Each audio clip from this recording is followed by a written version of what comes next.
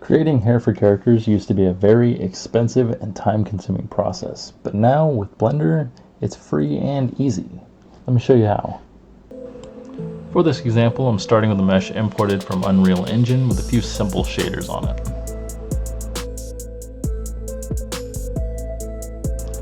Now, reference is absolutely vital to recreating realism, so I snapped a few shots of my kid who had this crazy bedhead, and that's the look I'm going to be going for.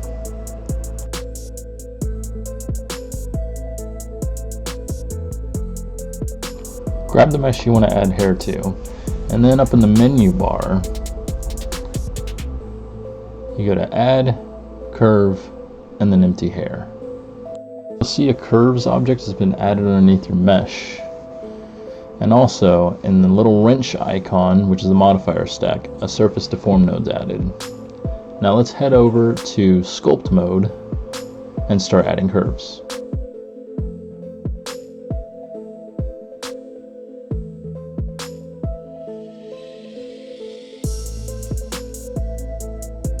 If you pull up the time slider, over here you can go to the asset browser, and inside the asset browser is a bunch of tools that are specifically used for hair.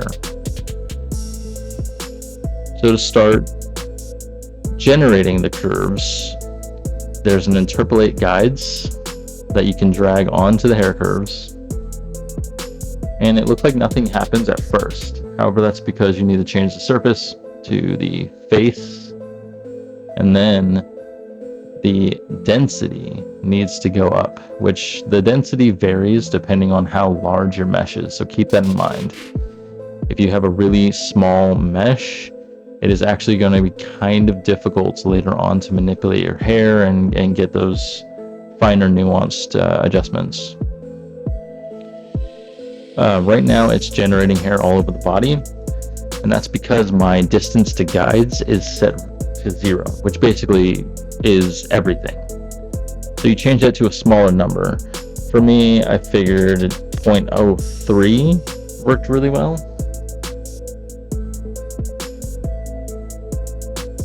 Up here in the upper right, we can switch over to the render view to see what the actual hair looks like.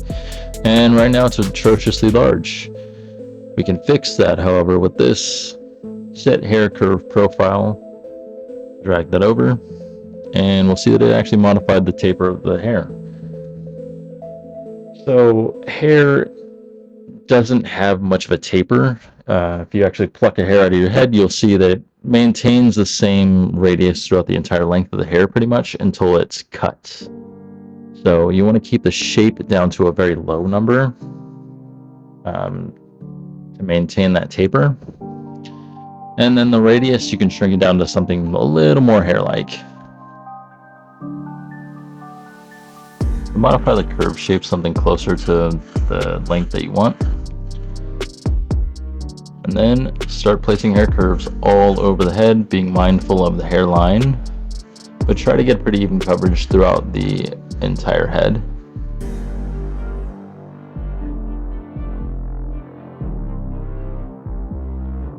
Then we're going to turn the density down a little bit, because this is just going to be, we're generating guides to basically generate more guides later on, and we're going to let the interpolation do a lot of the heavy lifting of the groom for us.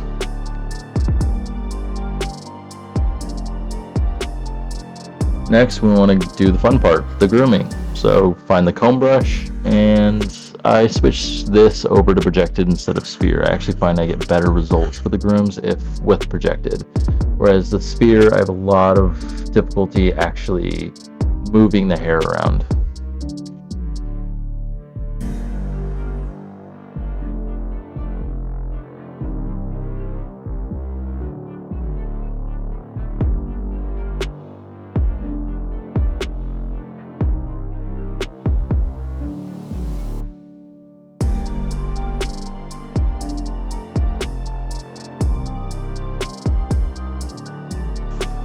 His hair is a little longer in the front than it is the back, so we're going to go over and grab the Grow Shrink brush and start scaling those hairs down. One thing to know about this is it maintains the point count of the curve while just scaling the curve itself down.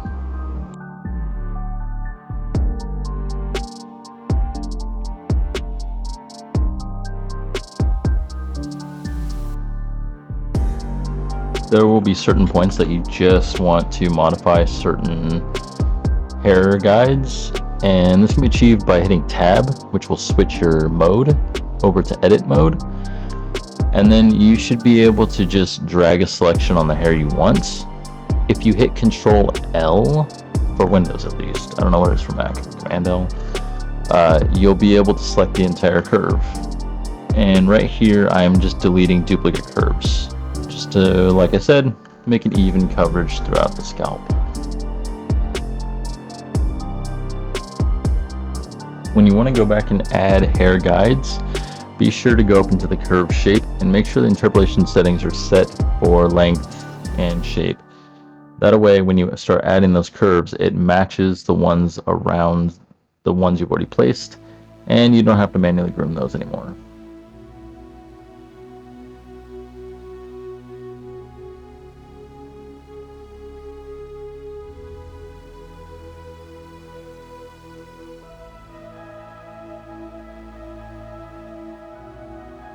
I like where my rudimentary groom is here, and now it's time to start getting more finite control, and we can do that by baking down the interpolate hair curves so that every hair generated is a guide curve. We do have a little drop down here and just hitting apply to apply the modifier.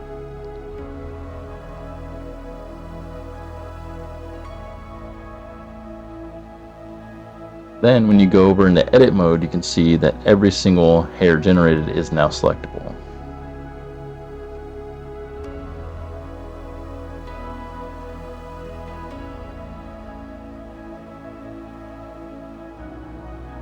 We need to add another interpolate back on so we can see what the final results will look like.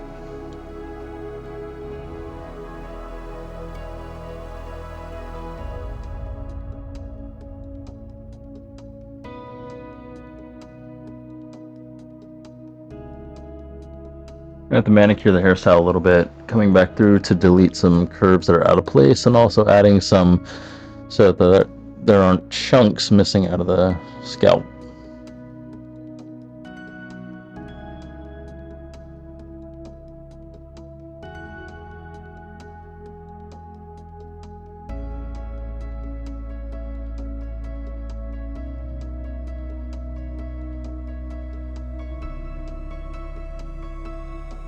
The density count here, I believe, represents the number of follicles per 1 square unit. Don't quote me on that though. To get a more accurate representation of what the actual follicle count is on your head, you can switch over to the spreadsheet tab and see that there's about 7,000 follicles on the head.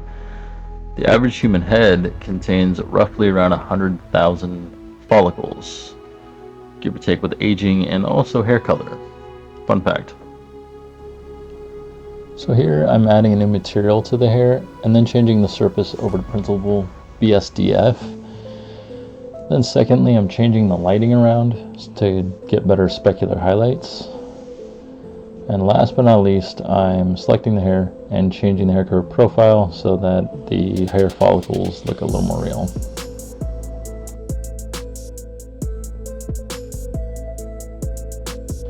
Next up is hair clumping, where you're going to see a massive upgrade to your realism. Go ahead and grab clump hair curves and drag it onto your hair. I'm going to call this layer large clumps because we're going to add additional clumping layers for more refined controls later on. Now we want to look at this existing guide map button, and if you turn that off, it'll give you control over the guide distance. And you turn it back on and you look at the hairs and you can see that it has a clump at every single curve that you created. The next setting to tinker with is shape, which in and of itself is a little confusing. You can see it goes from 0 to 1. And basically what it's doing is it's how far along your curve do you want the median taper to be. So if we zoom in and take a closer look, and now if you see we go to a negative number, it will flip the entire clump so that it clumps at the root and not at the tip. Below that is tip spread, which is kind of self-explanatory. It's how fine you want the points to come to. For regular hair, it doesn't clump very much, but things like wet hair, or maybe you want anime hair, those usually come to a finer point. So now I'm going to dial in the numbers that I think will look good. So for tip spread, I'm going to leave it at about 0.004. And then 0.003. For the shape, we're going to go close to half, 0.6. And then now we're going to go to factor. You can think about factor as like the layer opacity if you were doing a 2D software. So as you're blending the different clump layers, you're going to maybe want higher control over one layer and less on another. And preserved length will basically just maintain the length of the individual follicle versus the clump itself. So with that out of the way, we're now going to add another clumping layer. This is going to be your medium clumps, and you're going to turn off the existing guide map, and we now need to change the guide distance so that it is a little finer control than the individual curves themselves. I'm going to start dialing in what I want for these medium clumps and try some new things along the way, like tip spread and also distance fall off. Distance fall off is kind of neat because how far from the radius of the clump will those follicles start to ignore the clump? Useful in some circumstances. And finally, I pull back the factor a little bit so that it doesn't override the large clumps. Lastly, we're going to do a small clump layer, and at this level you'll notice that things like tip spread and clump offsets and shape will actually change the texture to the hair itself.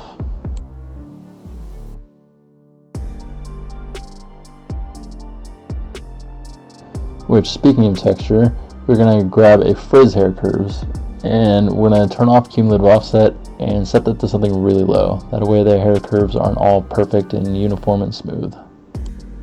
Next, we're going to use a trim hair curves and turn off replace length, because that basically sets all hairs to a length of 1 meter.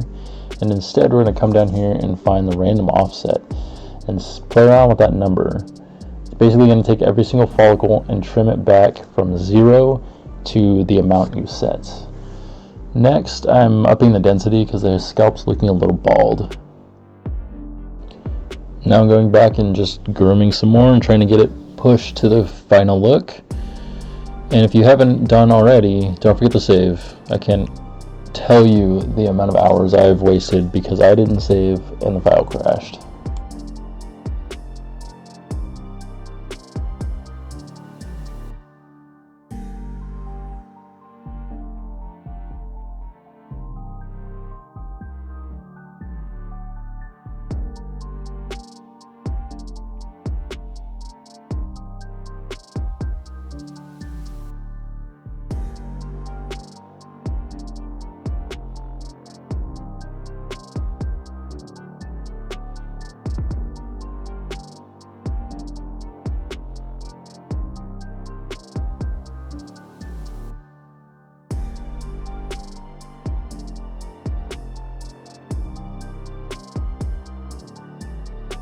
The groom's coming to a close, and now I want to add something that's actually pretty important stylistically, and that's the flyaways. Those loose little hairs that don't exactly follow clumps. So to do that, I select the hair itself and I hit Control C, Control V, which will not only duplicate the hair but also the mesh it's attached to. Then I need to reparent that hair. So you select the new hair, the old body, hit Control P, and then in that drop down you select Attach Curves to Surface. You might have to drag some things around in the hierarchy to get it to refresh properly, but once you do, you'll now have two hair systems parented to your body mesh. And then you can just delete the duplicate body mesh.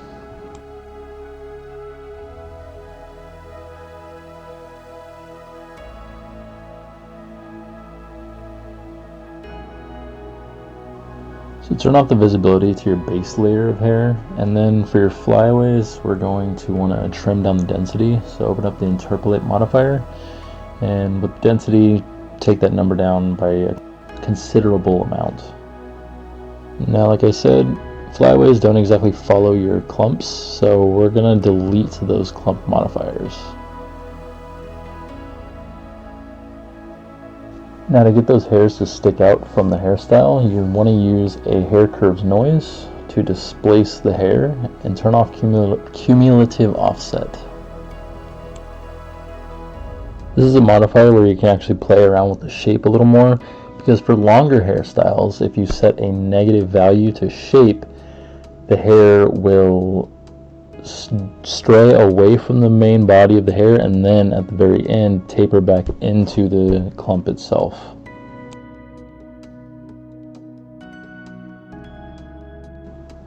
Here I'm looking at the effect of the strays, turning them on and off, in and out of render to see if I like them and see if I want more or less strays or if the distance is correct. Finally, I want to make sure that we have full coverage on the scalp. So I'm going to grab a trim hair curves once again, and we're going to keep replace length on, but we're going to trim all the hair back to something ridiculously short. And that way we can see basically like a buzz cut. And here you can tell that there is indeed a bunch of chunks missing out of the scalp. If you've worked in a production pipeline, probably not something you want to hand off. So to remedy this, what I'm doing is going to the interpolated hair curves, and I'm upping the distance to guides to fill in that gap coverage a little more, and then just adding a few more curves here and there to fill in what that doesn't cover.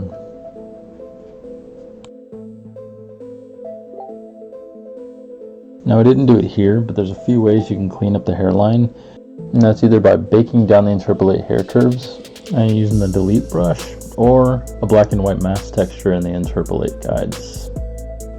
But yeah, there you have it. Hopefully I've convinced you that doing hair for characters isn't that scary. If you have any questions or feedback, please let me know down below. Thanks for tuning in. See you next time.